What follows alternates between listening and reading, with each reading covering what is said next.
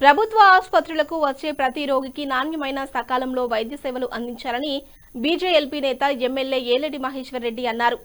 నిర్మల్ జిల్లా కేంద్రంలోని ప్రభుత్వ జనరల్ ఆసుపత్రిని బుధవారం ఆయన ఆకస్మికంగా తనిఖీ చేసి వైద్య సేవల తీరును సమీక్షించారు. ఆసుపత్రిలోని వివిధ వార్డులను పరిశీలించి చికిత్స పొందుతున్న రోగులతో నేరుగా మాట్లాడారు. ఈ సందర్భంగా ఆసుపత్రిలో అందుతున్న వైద్య సేవలు, మందుల లభ్యత, వైద్య సిబ్బంది పనితీరు, ఇతర సౌకర్యాల గురించి రోగులను అడిగి తెలుసుకున్నారు. అనంతరం వైద్యాధికారులతో సమీక్ష నిర్వహించారు. ఆసుపత్రిలో నెలకొన్న సమస్యలపై చర్చించారు. రోజురోజుకు రోగుల సంఖ్య పెరుగుతున్నప్పటికీ సిటీ స్కాన్ యంత్రం పనిచేయకపోవడం, ఎక్స్రే ఫిలింల కొరత ఉండడంపై తీవ్ర అసంతృప్తి వ్యక్తం చేశారు. ఈ సమస్యలను రాష్ట్ర వైద్యారోగ్య శాఖ మంత్రి దృష్టికి తీసుకెళ్లి సిటీ స్కాన్ మరమ్మతులు చేపట్టడంతో పాటు ఎక్స్రే ఫిలింల కొరత లేకుండా చర్యలు తీసుకుంటారని హామీ ఇచ్చారు.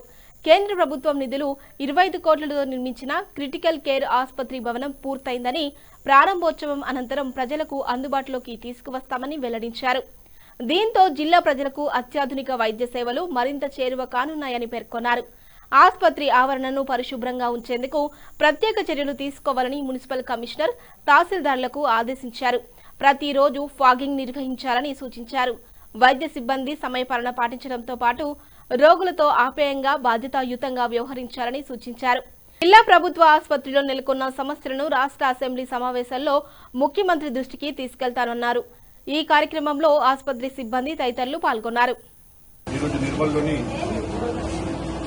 మెడికల్ హాస్పిటల్ రావడం జరిగింది.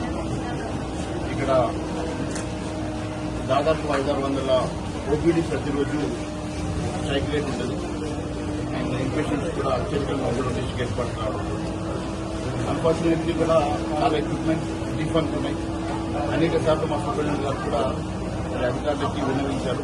నేను ఈ అంశాన్ని ఇప్పుడు రివ్యూ చేసి ఈ అంశాన్ని ప్రభుత్వ దృష్టికి తీసుకెళ్తాను. మరి ఇక్కడ సిటీ స్కాన్ ఉంది, పనిచేయడం లేదు, చాలా బాగా ఉన్నది. మరి ఎక్స్రే పనిచేయడం లేదు.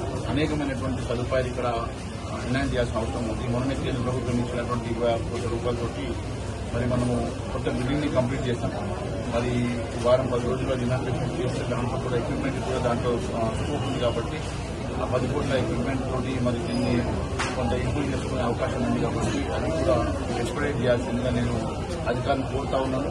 అది కాకుండా ఇక్కడ ఉన్నటువంటి అనేకమైనటువంటి చిన్న సమస్యలు అవన్నీ కూడా పరిష్కారం అయితే మన స్టాఫ్ అయితే బాగానే ఉన్నారు, కానీ ఎక్విప్మెంట్ లేక ఇబ్బంది పడతా ఉన్నారు. మరి ఎక్విప్మెంట్ విషయంలో ఇన్స్ట్రుమెంట్స్, కరెంట్ ఆపరేటర్, అనేకమైనటువంటి మెడికల్ ఎక్విప్మెంట్ షార్టేజ్ ఉన్నది. మరి అవన్నీ కూడా నేను ఐడెంటిఫై చేసి నేను డాక్టర్స్ మరి వాటి రిప్రజెంటేషన్స్ నేను ప్రభుత్వం తీసుకెళ్లి ప్రయత్నం చేస్తాను. ఖచ్చితంగా మరి దీన్ని ఇంప్రూవ్ చేయాల్సిన అవసరం ఉన్నది.